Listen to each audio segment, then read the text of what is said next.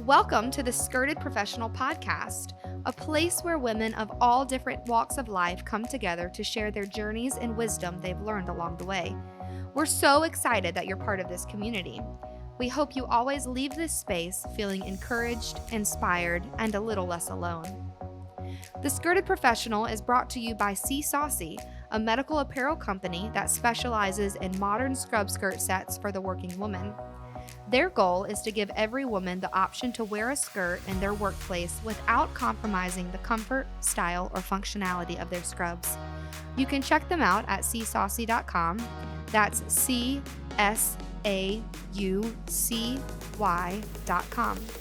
All right, without further ado, let's get to today's episode.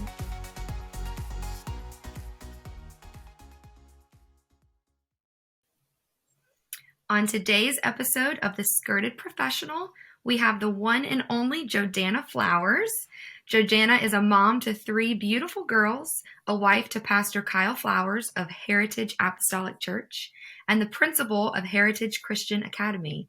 She is the life of the party wherever she goes. She has a lot of wisdom, and we're really excited to hear from her today. JoDana, welcome to the Skirted Professional Podcast. Hey, it's great to be here. We're so excited to be able to find a time to get to do this. I know you're very busy in all the roles that you juggle. I'm excited too. I'm such a fangirl. I've been listening since you started, and Aww. Lots of my church people listen. And so, yeah, no, I'm thrilled. Awesome. Well, when we were creating our list, you were at the top of who we wanted to interview for this season. So we're excited to get it to go. But why don't you start off by telling our listeners a little bit of your backstory and who JoDana Flowers is? Okay, I have to insert this really quick. We are actually just talking about your brother, and Yes. that I did an interview with him also. Okay. When I left the interview, when I walked out, I was with Leanne Alexander, who's done a podcast with you, and I turned to her and I said, okay, I would love to meet their parents, because like 2 superstar kids, like y'all are so great. And I was like, I'd love to meet her parents. And then she totally gushed about your parents. So this is my plug for them to write a parenting book. Okay. Yes. So tell them to do a favor to all of us out there in the trenches and tell us how they did it. Y'all are awesome. So kind. So anyway, I remember to tell you that. So, man, where it all started, this is the thing that's funny is, they say do things that you're passionate about. And when I was growing up, I have these vivid memories of playing, pretend, the way you play pretend.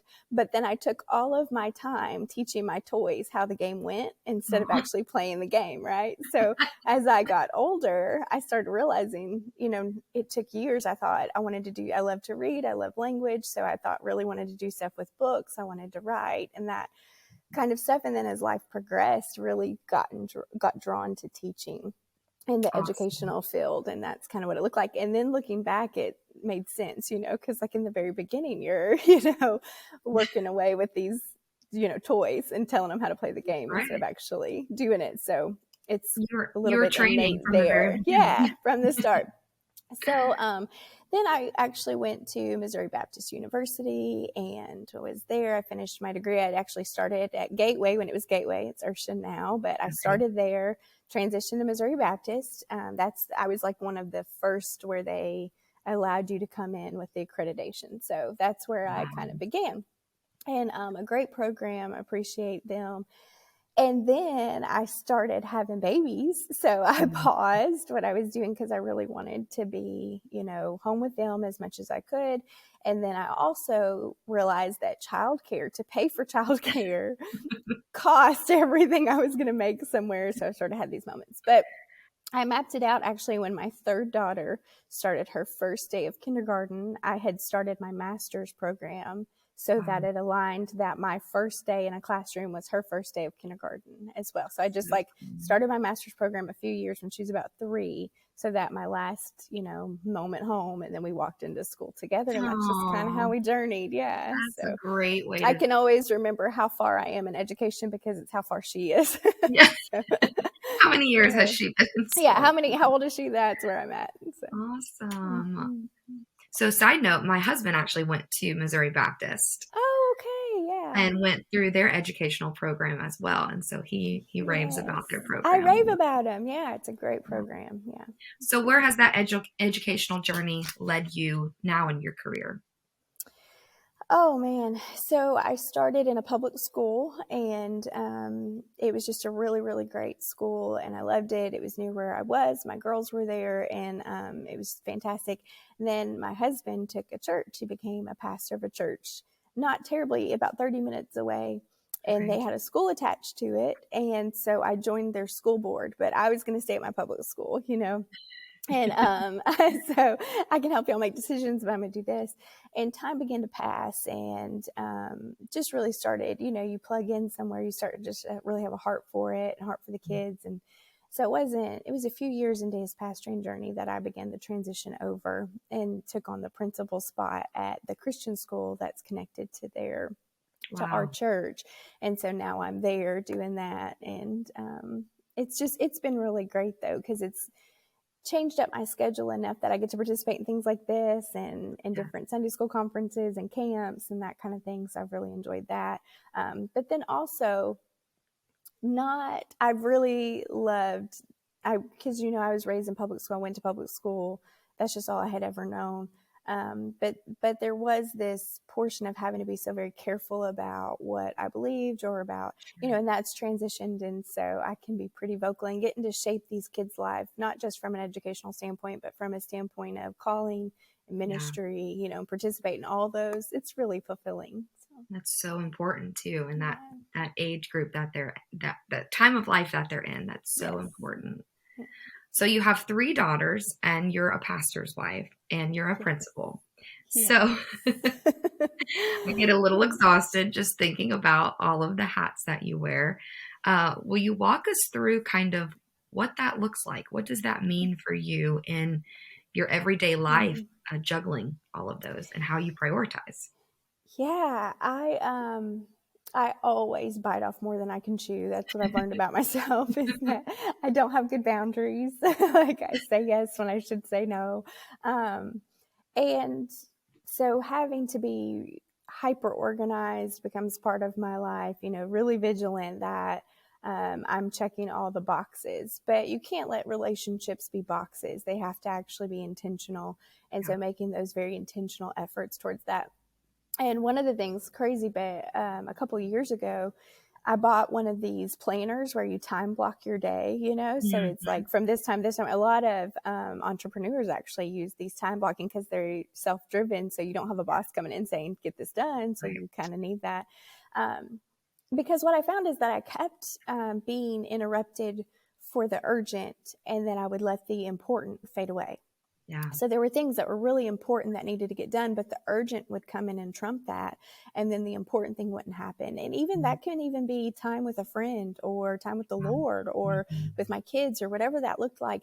And so what I started doing is time blocking. And I know that sounds so meticulous, but once you kind of learn, like, nope, I'm going to plan my day to the hour. So it starts at 7 a.m. and ends at 7 p.m. And those are pulled. And if I have lunch planned with somebody, that's time blocked in there because that's important. And what can happen when you wear a lot of hats is everybody's urgent is your emergency. And so if you're not careful to say, I'm going to get to that at this time, I'm going to get right back to you. So I'm really quick. I try never to sit on a text and think I'll get back to that. I will forget every time. So I try and immediate respond to people, but then put that in a place where it's not stealing away what was actually important, for someone else, someone who's, patiently waited on this time. And so someone else's emergency trumps. Now there are emergencies, like real ones. Yes. But what you learn is that, especially when you're dealing with people, and so I'm dealing with people from a church front, from a school front, from a student front, and parents, everybody's emergency, in that moment can feel so urgent and just interrupt your day. So what the time blocking sort of helped me do is realize, what hat am I wearing right now? Like, what hat do I have on?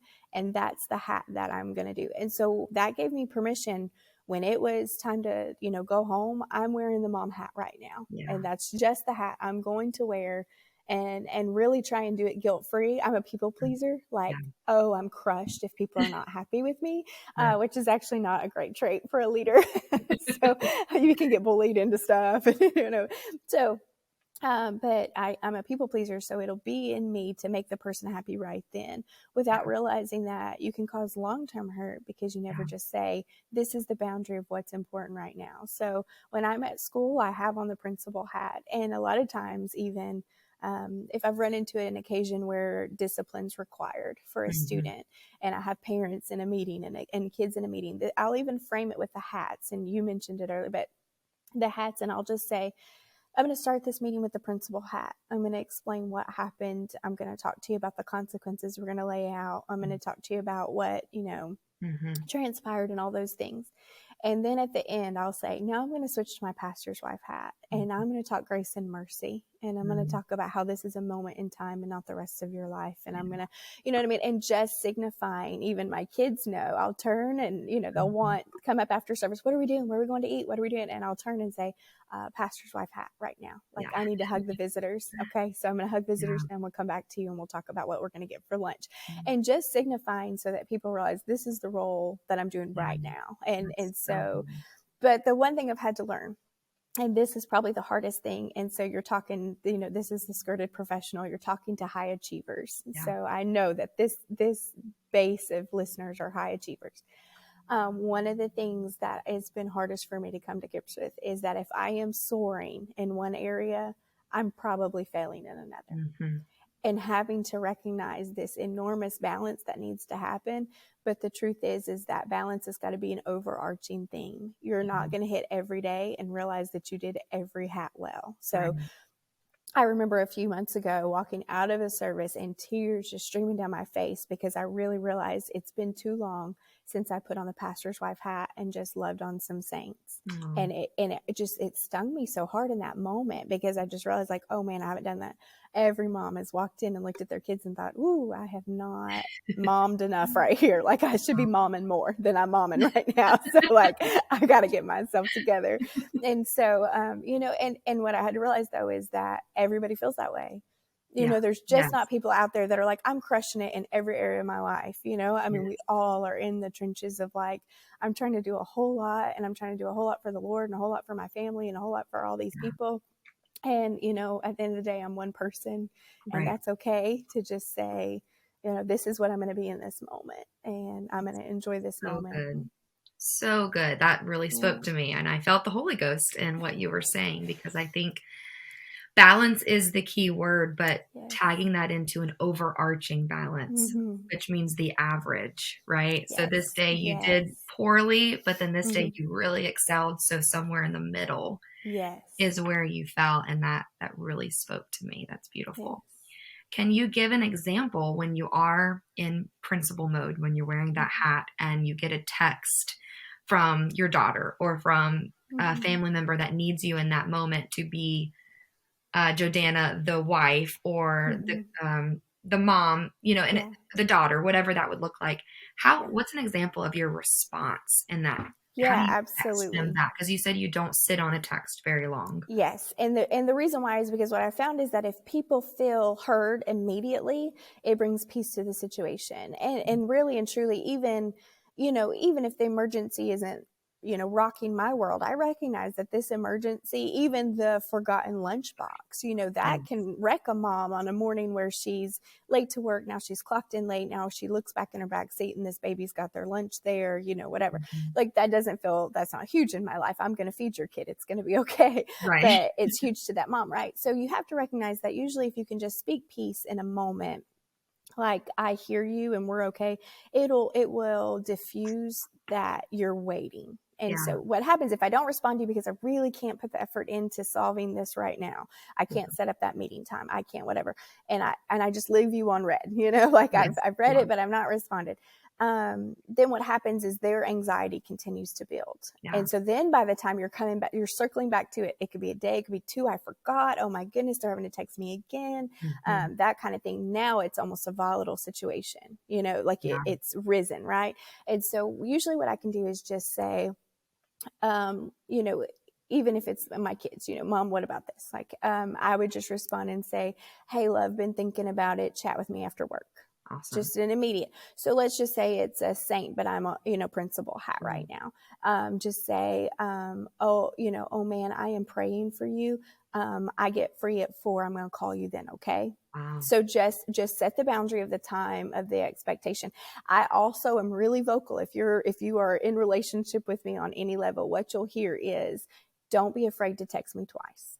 Yeah. Okay. Yeah. So if anything happens, because honestly, I'll even use my phone or my device for a kid to practice math facts. Well, they see your text, they swipe up, they could care less. And I didn't even know you text me. So I'll say to people like, hey, don't be afraid to text me twice. If I missed it, it was not intentional. So don't be afraid to do that.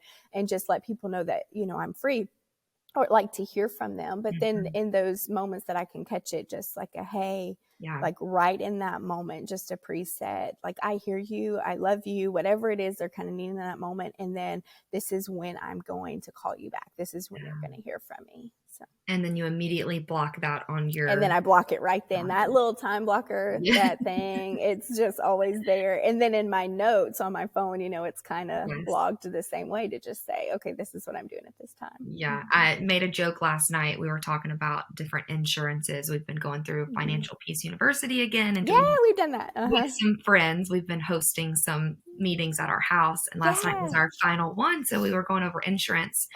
And Dave Ramsey was saying every, 10 years on your term life insurance policy, you may want to renew it so that when you get older, it's going to be more expensive.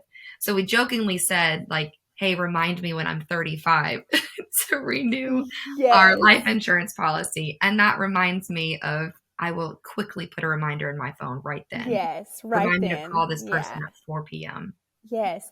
And my phone's actually gotten so trained to do it. This is hilarious that Kyle texted me the other day and said, hey, I'm going to, is everything free for the afternoon? I've got a headache. I'd like to lay down. So he says, and I'm like, yeah, I think we're good. I got the kids, whatever. And so I said that. I'm not kidding. That text comes and my calendar pops up and says afternoon nap, 4 p.m. And I was like, what in the world? Like, oh my goodness, like that's how trained it is to just join me in my planning day. Yeah. It's a tool to aid you. And it can feel overwhelming in the moment, but once you've done it for a little bit of time of just really structuring life so that then it sort of organizes time so that you see, wait, I've planned this whole day or this whole week, or I reflect back on the week and realize there were a ton of tasks completed, but there was not relationship built. And you're going to be one or the other. So this is the thing, you're going to tend towards constantly building relationships, and you're going to forego accomplishing tasks. Then you're going to get really overwhelmed. You're going to feel really frustrated. And then they're going to bite everybody's heads off because now I have all these tasks to do. Right. Or you're going to complete all these tasks and you're going to look back and you're not going to have built strong relationships, and your relationships in your life are going to be suffering because you've not put forth the effort. So sort of this idea of hyper focusing on a plan really just started giving me a way to reflect back and say, when was family time?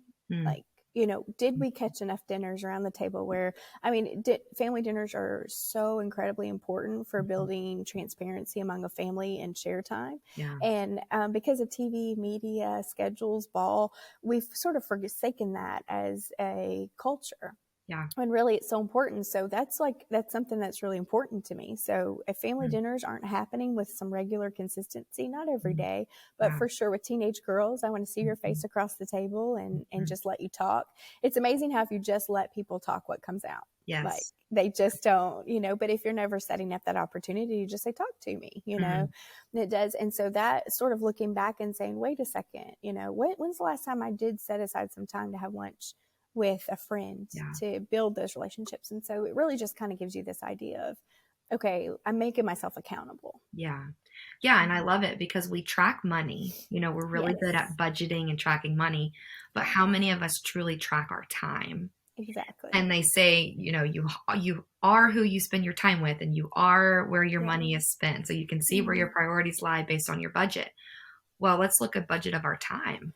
Yeah. Where is that showing us our priorities? Exactly. That's a great analogy for it, because that's exactly what it does. It's true. There is an app, and I'll have to find it, but it was recommended to Brock and I to start tracking our time. And it may be called Toggle. I'll look up the specifics of that, but it would be a good tool for even just take a week and figure out. Just look. Yeah. Mm-hmm. And it gives you because you really don't realize, and that's one of those things, even with, screen time or whatever, where it's staggering once you really plug in and pay attention to where you're actually spending your time. Same way as your money, it just goes. The thing about money is you can always earn more, really and truly. You can always earn more. You don't get to earn more time. Right. Like there isn't any kind of ability to actually earn in time. So then it becomes such an important commodity for our lives. So how are we spending it? Yeah, it is the rarest treasure it is that you can have on earth. I truly believe that. Yeah. Wow. And if you're connected to me, I'm big on not wasting time. They all laugh because there's never a wasted moment. Efficiency. Yeah, I have to take a break and get myself together. Stop it. Well, I want to touch back on because I could see an area in my own life where I am typically a high achiever. And so, but I am also very communicative, and my family prioritizes communication. Yeah. And we're probably over communicators, but that's what we want to receive. So that's how we give that out. Yes. But, walking through the halls at church, you've got a deadline to get to Sunday school class, you're teaching that, but so-and-so stops you and you want to give them your all right then in that moment, but you're also racing against the clock. Mm-hmm. What is that balance of knowing, okay, I'm a high achiever and I've got this responsibility versus I want to love on you in this moment and I want you to feel heard, but I've got to kind of give communicative clues that I need to walk away. Yeah. Have you figured out a balance with that? No.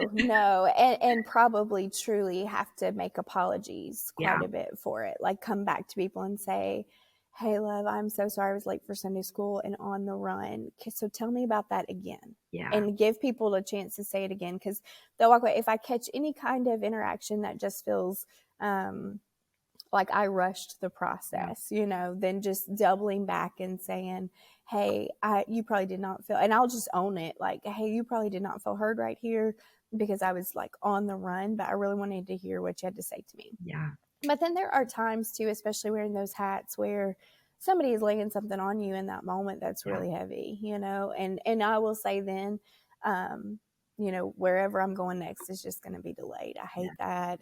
And the task is not going to get done because this is the priority, and just having to fill that out. But then you have those people who, they want to share everything, they want to share. And sort of judging those moments and the urgency of that moment. Sometimes I'll just put a hand on the arm. It's amazing what physical touch offsets. And so just a hand on the arm and say, oh my goodness, I am so late to this, or I'm rushing. I've got to get the camera up, because sometimes I'll even pop up a camera for service or whatever, and I'll say whatever the task is I've got to get done, and just say, please wait for me after service. I want to talk about this. Or, and if they get away from me, even, it's amazing how many people have stopped me and I've said, hey, I'm running to do this. Can we talk real quick after church? Well, after church, something else is their priority. Yeah. So I'll call them or text them and say, hey, I didn't get a chance to catch you afterwards. And just the fact that you remembered and you double back, it means the world. And usually it kind of solves it. So it's the moments that I say, talk to me afterwards, and then I have a meeting and then I forget to talk. And then, so then I call and say, I'm so sorry. So, well, I feel like a trifecta going on here, where you are responding immediately so they feel heard, but you're also not afraid to say, I'm so sorry, I didn't give you my full attention at that time. And then you double back even after that. Yes. And say, okay, now I really want to hear about it. And this is the thing too. A lot of times in those moments, somebody could be telling you about a doctor's appointment that needs prayer, or a situation with somebody. Again, back to that time, that day timer. A younger me could remember it. I would wake up on Tuesday and think, so-and-so's getting tested today. Let me message them. A 40-year-old me does not remember that. So I walk away from conversations, and in my day timer, I put in there, call so-and-so on Tuesday, or text so-and-so on Tuesday and remind them you're praying for them. Then when I see that in my day timer, I stop and say, Jesus, right now, would you just step into that room? And I pray over that and whatever it is. And then I text and with honesty say, hey, love, thinking of you and prayed for you and want you to know. And that's really usually the moment that it matters. They want to feel heard in the moment, but really that somebody cares enough to say that was important to me days later, and I didn't forget, or hey, how'd that test go? And this is a deal. We're going to miss those moments. Yes. We're going to forget somebody got a test. We're going to, and to expect ourselves not to. Yeah. Like I put in a safeguard, where do my keys go when I walk in the house? So I know where they belong. So the same way, my day timer is going to tell me what's there, but that does not mean moments aren't going to get missed. Right. And what I realized, if you're just honest with people and say, hey, I just thought about that. I mean, they have just thought about things too, and if somebody gets offended, you just love on them and say, I'm sorry. You got to move on and just hit it when you do think of it, Yeah. I've thought of people that, woke up from a dream and 4 a.m. thinking of them. Then first thing that morning, I'll type out the text and just not hit send. And first thing in the morning, it's the first thing I see, send, hey, I thought of you in the night. I realized I didn't check on you. Can you tell me how it went? I love it. And just be honest with them. And usually people realize you're human, Yes. Yeah. And that's where you can extend grace, because you want that grace given to you. Yes. But I love it because you're speaking so heavily to my heart, because I want to excel the first time. Yes. But the strategy of doubling back shows so much humility to say, I didn't hit the mark that first time, but I do wanted you to know I am thinking about you. Yes. And I feel like that's kind of the theme of this podcast is doubling back today. Because kind of in the moment you're trying to choose, let's just say for instance, I'm running down the hall, I've got to get to this class, or whatever. And I've got a team teacher in there who's waiting on me, and I've got things, responsibilities on me. So I don't want to miss the mark in the moment in the hall, but really and truly, this teammate of mine is very important too. Yes. And for a while, I think I sacrificed those depended on relationships for those quick hallway moments. And what I realized is that wasn't fair to that person either, to just leave them hanging and having to cover because I got caught somewhere else. Now that's the name of the game. Even we're at church, and there's not a church person here who doesn't understand, and in professional life too, workers, they know I'm just going to get caught places. And everybody's very forgiving and understanding of that, but trying to also respect that someone else is waiting on me somewhere that I've made a commitment to, and really trying to say commitments are priority, and so I'm committed. I want to hear this. I want to get back to this. I love you so much. Good, strong hug. But there's a commitment waiting that I'm going to meet, and then I'm going to come back to, and that's probably trial and error. There were a lot of times the hallway conversation could have kept me out of church 15 minutes, where I just didn't know how to wrap it up. And that's where I've probably just gotten a little bit just older. And I think somewhat developing those tactics too of them feeling loved, but it is, hey, my body language is showing I do need to move on at some point too. And that's that touch on the arm of like, oh, I love you so much, but I'm gonna keep walking. Well, and I feel like we're touching on Mary and Martha a little bit here. Absolutely. And trying to figure out in that season with what hat you have on, if you need to be Mary or Martha. Yeah. I feel like we can do a deep dive on that, but it's so sure. It's so good. So let's talk more about teaching. I know you've given us already so many tips and tricks. I can tell you're a very passionate teacher, now principal. So we have, again, a lot of professionals listening to this podcast. And so I'm sure we have some that are pursuing to be a teacher, are currently a teacher, or maybe they're a retired teacher. But why don't you share with us what keeps you going as a teacher? Post-COVID world, my husband is in education, and it's been a lot. So maybe give some encouragement to those who are sticking with it, but it's really difficult right now. Yeah, for sure. So the interesting thing is that teaching and youth work at all, anything with kids, you don't reap the reward of that for a decade or more. So Wow. what happens is, especially if you are driven by results, then teaching can get really defeating for you because your results are really minimal. Like, sure, you finally learn long division. Like, let's all take a lap because, like, it's some work to learn long division, right? And so, I can have that instant validation of, aha, they got it. But really, the long-term effects of validation are years down the road. So that can get really, that can be defeating. I can say, though, I'm on this side of it where reward, you start to see the rewards. And even it was crazy last year. This is just like a Lord thing. But last year I was really in a moment of like that defeating, and you'll know it from hearing your husband talk about it.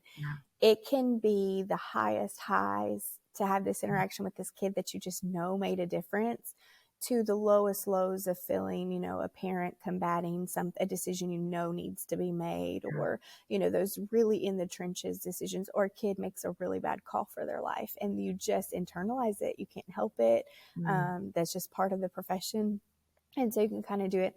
But I was kind of at a moment where it was just really weighing on me, the teaching, the responsibility. And in the mail, an old school I had taught at had all of their students write letters to a previous teacher, took forth the effort and initiative to find their email or find their actual address and mail these letters. And this girl, this student from years ago, just wrote this letter, and I just stood in the kitchen and just sobbed, and just like, oh my word. So students did see it, a student really did see that that's what I was trying to do, and that's what I was trying to make happen. And those moments make all the world of difference. So this is what I can tell every educator. You are truly, truly marking lives. If you care about those kids, you are marking lives. And in a world that is so completely consumed with entertainment and media sources and phones in front of their faces, kids find it incredibly rare for someone to look them dead in the face, not look away to look at a screen and say, tell me about you. I care about you. And I guarantee you there are many, many teachers who have stood in between a kid and a horrible decision because they just were the ones that said, this is what's important to me right now. And you're making huge differences on a coming generation of people. And I feel like, I'm sure many generations have said this, but I feel like this generation of educators, you are training the warriors.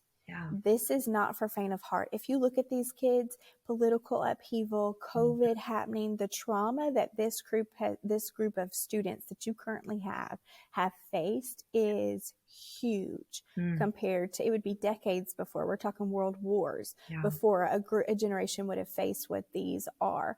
And we talk about those generations with such respect because they had such backbone, they had such discipline, they had, these things. Well, we're the ones imparting that next set of warriors. And I don't know what for, and I don't know what their futures may be, but I don't take it lightly that we're equipping a generation with unprecedented trial and unprecedented situations, because there is something they're going to do that's going to be huge. So